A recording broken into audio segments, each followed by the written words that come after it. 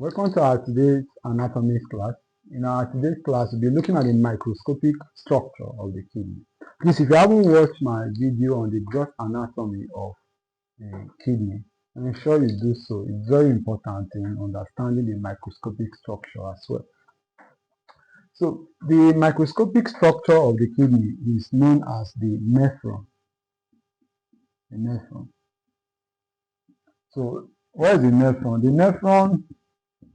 The nephron is actually the functional unit. The functional unit of the kidney. Functional unit of the kidney. And the cells of the kidney. The cells that form the kidney. So if you study the kidney under the microscope, the cells that you are going to see are the nephrons. So the kidney contains about 1 to 2 million nephrons. The kidney contains about 1 to 2 million nephrons. Now, the nephrons are attached to what we call the collecting duct. The nephrons of the kidneys are attached to what? The collecting duct. More than 4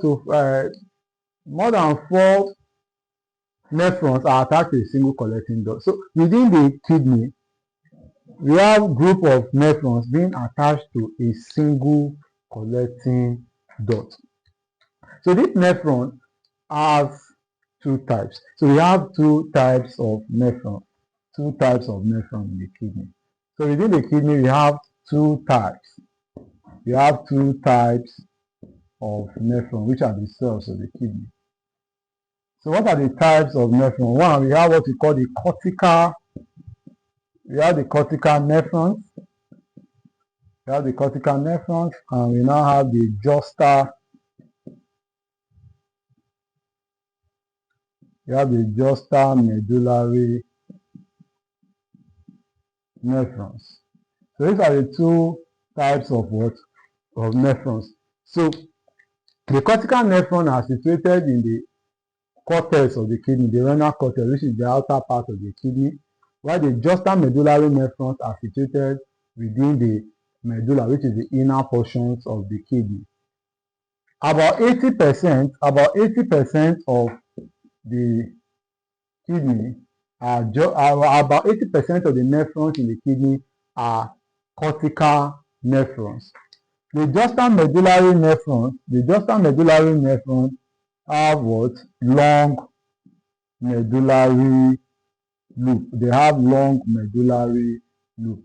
So the loop of so this is the loop right here. This is what we call loop of Henle. The loop of Henle. So the loop of Henle is the same as the medullary loop. The medullary loop. So the medullary loop or the loop of Henle of the juxta medullary nephrons are longer than the medullary loop or the loop of Henle of the cortical nephrons. So every nephron in the kidney has two main parts. Every nephron in the kidney has two main parts. So what are the parts of the nephron that we have in the kidney? The part. Now we have what we call the renal corpuscles. We have the renal corpuscles, and we have what we call the renal tubules. So these are the two parts of every nephron, the two parts of nephron in the human body. The renal corpuscles, and the renal tubules. So the renal corpuscles is made up of a capillary known as what? Is made up of a capillary known as the glomerulus. So this is the glomerulus. The glomerulus. And what we call the Bowman's bone mass or the glomerular capsule So the renal corpuscles are made up of a blood capillary right here called the glomerulus and this indented area called the bone mass capsule or the glomerular capsule. While the renal tubules are made up of proximal convoluted tubule,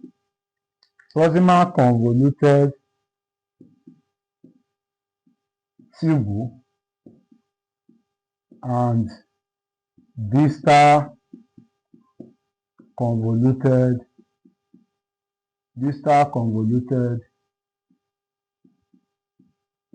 tubule,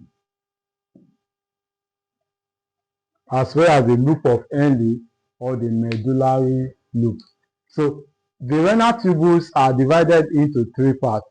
You have the proximal convoluted tubule, you have the loop of Henle or the medullary loop, then finally you have the distal convoluted tubule. The distal convoluted tubule of nephrons are usually attached to a single collecting dot. Now this loop of Henle has 5 parts. It has 5 parts. This part right here is called the thick descending segment of the loop of Henle. This part is called this tiny part is called the thin descending segment of the loop of what? Of the loop of Henle. While this bend downward, this bend is called the hairpin. It's called the hairpin. It's called the hairpin bend. The hairpin bend. The hairpin bend of the loop of Henle. Then this part is called the thick ascending segment. It's the thick ascending segment. This part is called the thin ascending segment. So this is the thick ascending segment of the loop of Henle, the thin ascending segment of the loop of Henle, the hairpin bend of the loop of Henle, the thick ascending segment of the loop of Henle, and the thin ascending segment of the loop of Henle.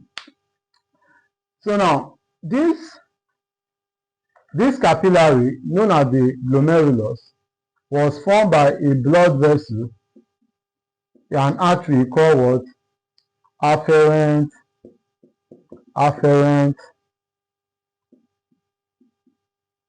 arteriole. The afferent arteriole. The glomerulus continues as what we call the efferent arteriole. Continues as the efferent arteriole. The glomerulus continues as the efferent arteriole. So this is the efferent arteriole, this is the afferent arteriole, and this is the glomerulus. So the pressure within the glomerulus is very, very high because of difference in the diameter between the glomerulus and the efferent and afferent arterioles. So hence the glomerulus filters waste and blood plasma from the blood into the what? Into the bone mass capsule. So when the renal artery carries blood to the kidney, the blood enters into the afferent arteriole. From the afferent arteriole, the blood is conveyed to the glomerulus. So the glomerulus filters the liquid component of the blood, which is called the plasma, into the what? Into the bone mass capsule. The filtrate will now move into the proximal convoluted tubule. Essential material in the filtrate diffuse into the bloodstream, while the remaining filtrate move downward to the loop of Henle, loop of Henle. Further reabsorption of essential material take place, and even secretion from the blood also take place. After reabsorption and secretion at the loop of Henle has taken place, the remaining filtrate will now move to the distal convoluted tubule where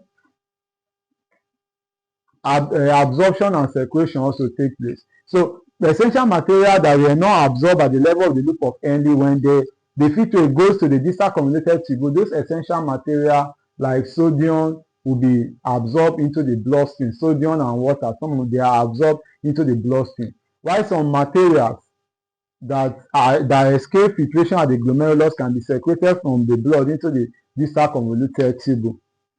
So after absorption of essential nutrients and secretion of waste product from the blood into the tubules of the kidney, the remaining filtrate move to the collecting duct where the urine is finally formed.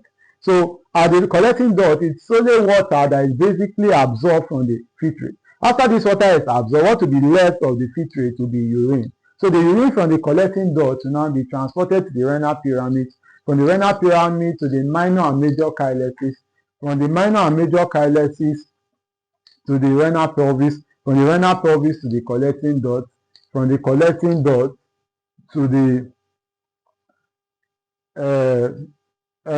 from the renal pelvis to the ureter. I need to say, from the ureter, the urine is moved to the urinary bladder. From the urinary bladder, the urine now will be excreted through the what? Urethra. So blood from the heart is taken by renal artery to afferent arteriole, from afferent arteriole filtered by the glomerulus.